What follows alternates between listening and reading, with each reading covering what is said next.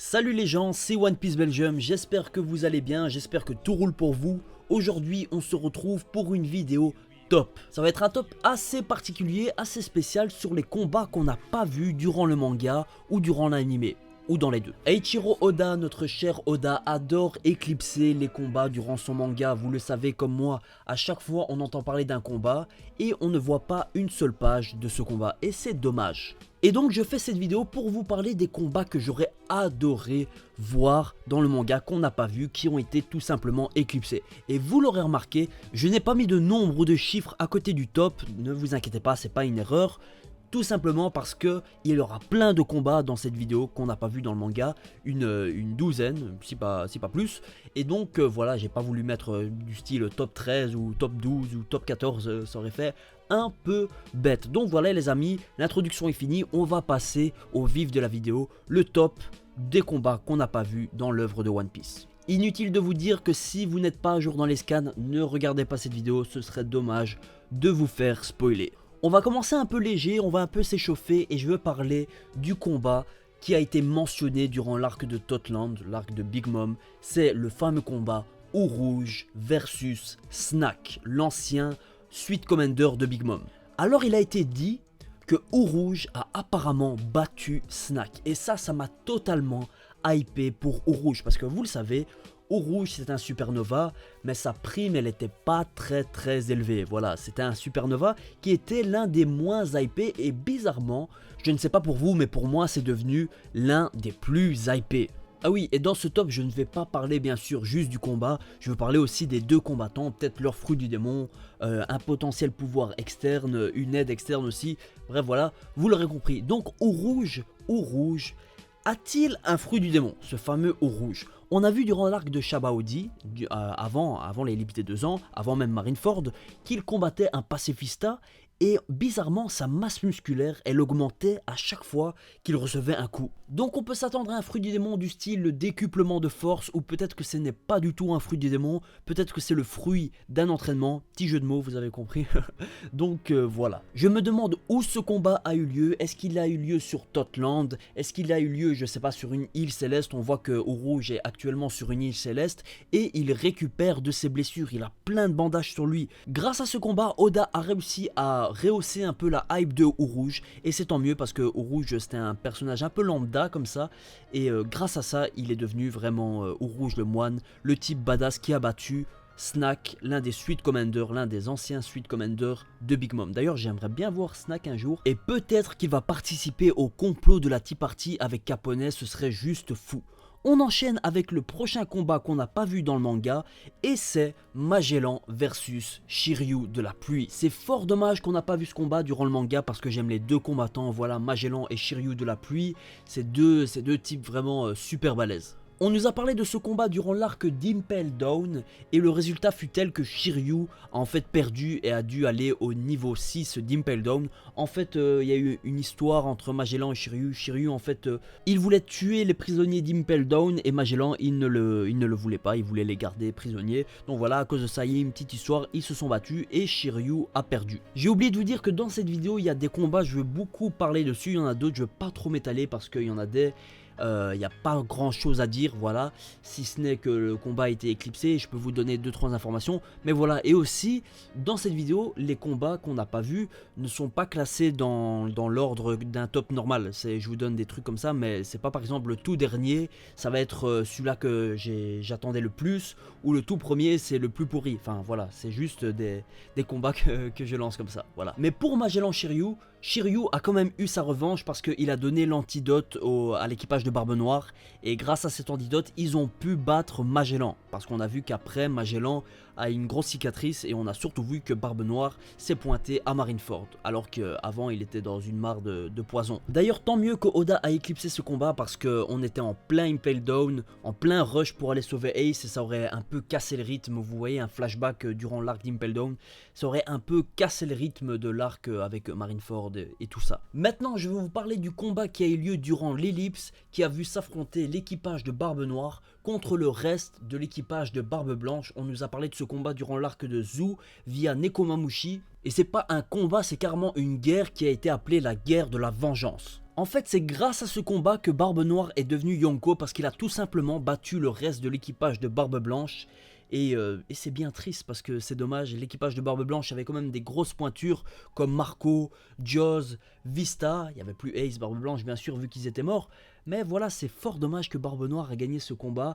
J'aurais bien aimé le voir, franchement, durant l'ellipse. Ça peut faire un sale OAV par exemple ou un sale HS. Mais ça n'arrivera jamais avec l'anime de One Piece. Juste par exemple voir Barbe Noire utiliser ces deux fruits du démon, le Gura Guranomi et le Yami Yami no Mi contre Marco ou Jaws, ce serait vraiment un terrible combat. Maintenant, faut voir comment ce combat a eu lieu parce que connaissant Barbe Noire, ce petit vicieux, il fait des petits coups montés comme ça. Faut voir comment il a réussi à les battre. S'il a pas appelé un de ses potes, je sais pas qui, mais voilà. Faut voir s'il était vraiment tout seul, juste lui, son équipage, ou bien s'il s'est fait un peu aider. Donc là, Marco et le reste de l'équipage de Barbe Blanche ont vraiment grave la haine sur Barbe Noire, et je pèse mes mots, il a tué Barbe Blanche.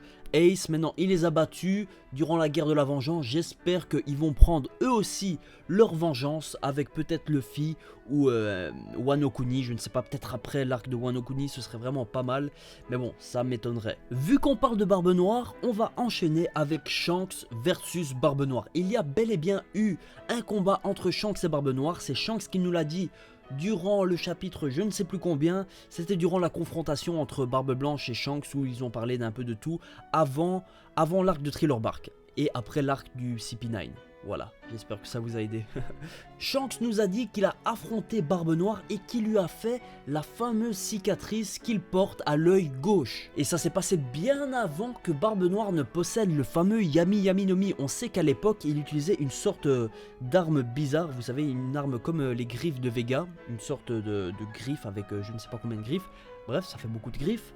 Comment a-t-il fait pour blesser Shanks, sachant que Shanks, voilà, c'est l'un des types les plus puissants dans One Piece, c'est un Yonko, il était sous les ordres de Goldie Roger, voilà, comment a-t-il fait? Cette confrontation, elle a été éclipsée, mais je pense, maintenant c'est mon avis, je ne sais pas, dites-moi ce que vous en pensez, je pense que cette confrontation, on la verra durant peut-être un flashback de Shanks, ou peut-être durant l'arc final de One Piece, peut-être durant le combat final entre Luffy et Barbe Noire, si c'est bel et bien ça le combat final. Je devrais faire une vidéo, peut-être One Piece Opinion, sur quel sera le combat final de One Piece, ce serait vraiment intéressant, mais bref, on s'écarte du sujet. Si Barbe Noire a réussi à faire une cicatrice à Shanks, ça veut dire qu'il est très puissant. On le sait qu'il est puissant, maintenant c'est un Yonko, mais voilà, à l'époque, il était quand même vachement fort pour infliger ça à Shanks. Maintenant, connaissant Marshall D. Teach, voilà, peut-être qu'il a fait cette cicatrice en surprenant Shanks ou je ne sais quoi, mais voilà, c'était un combat sûrement qui a dû être très intense, ou peut-être pas du tout, peut-être qu'il a juste griffé Shanks et il est parti,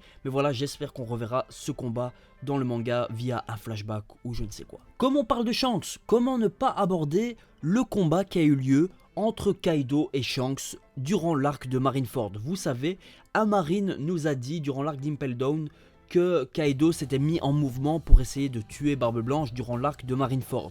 Et on a appris que Shanks apparemment l'a stoppé. Et il est venu à Marineford sans aucune égratignure. Maintenant, est-ce qu'il y a eu un combat ou pas? Ça c'est la grande question que tous les lecteurs de One Piece se posent. Enfin, c'est pas la plus grande question, mais c'est l'une des questions que les lecteurs de One Piece se posent, et moi aussi. Kaido c'est vraiment le type super balèze, super stock, il fait 5-6 mètres alors que Shanks ne fait que maximum quoi, 2 mètres.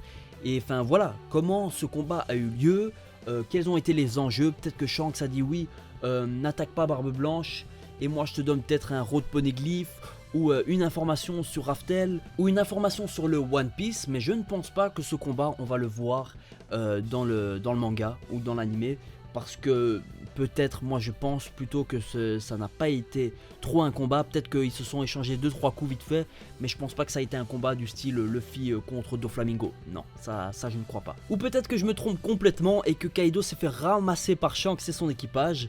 Et que voilà, peut-être qu'on le saura durant l'arc de Wano Kuni, qui sait, parce que ce sera l'arc où Kaido sera l'antagoniste principal avec le Shogun. Donc, et j'attends cet arc comme un fou. Si vous suivez ma chaîne, vous le savez. Comme on parle de Kaido, je suis obligé d'aborder le combat qui a lieu entre Kaido et Kid Hawkins et Apu. Apu, le fameux traître. Ce combat, il a eu lieu durant la fin de l'arc de Dressrosa, durant le chapitre 795 pour mes amis belges. Ce combat, il a eu d'être d'anthologie. Oda n'a pas voulu nous le montrer parce que, je ne sais pas pourquoi d'ailleurs, mais pour ne pas casser sûrement la fin de l'arc de Dressrosa, et on n'allait pas enchaîner un combat de 2-3 chapitres sur Kaido contre Kid, etc. C'est pas ce qui nous intéressait le plus pour le moment. Enfin, peut-être que si, mais voilà, Oda fait ce qu'il veut avec son œuvre. L'issue de cette confrontation, voilà, c'est que Kid, il est dans une cellule maintenant à Wano Kuni, en sang. Apu, il a courbé l'échine et maintenant c'est un sous-fifre de Kaido. Et Hawkins, on ne sait pas, c'est le blanc total, c'est le point d'interrogation, on ne sait pas. Est-ce qu'il s'est échappé? Est-ce que je ne sais pas, peut-être qu'il est à Wano Kuni, il est avec des rebelles et avec Killer aussi, on ne sait pas. Est-ce qu'il est emprisonné? Est-ce qu'il mène une rébellion avec les gens de Wano Kuni? C'est une grande question, mais Kaido, il a juste dû mettre en PLS Kid, Apu et Hawkins, parce que vu l'état de Kid dans les scans, parce que dans l'anime, je trouve qu'ils n'ont pas très bien rendu ça. On voit que Kid est un peu ensemble, mais pas autant que dans le manga. Dans le manga, on voit vraiment qu'il a bien ramassé Kid. Et Kid, je sais pas, c'est peut-être le pétard mouillé du nouveau monde, je sais pas. Peut-être que je devrais faire aussi un One Piece opinion sur ça.